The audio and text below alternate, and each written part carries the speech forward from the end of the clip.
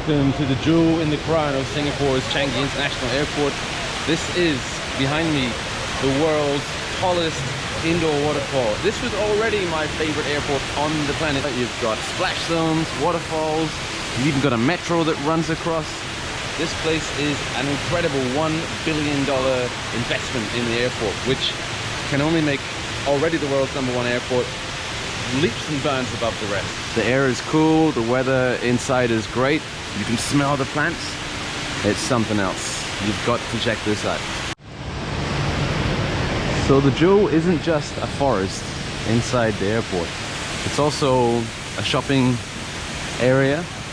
It has a hotel, I think it's called the Yotel, on the 2nd or 3rd floor. I've just walked past it.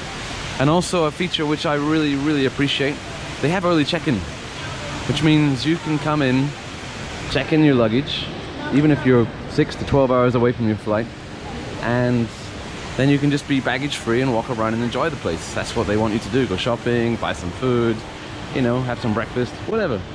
It's clean, it's brand new, it's cool, it smells nice, it's just wonderful. I swear, you've got to see it. Just make time if you're passing through Singapore to check out the jewel.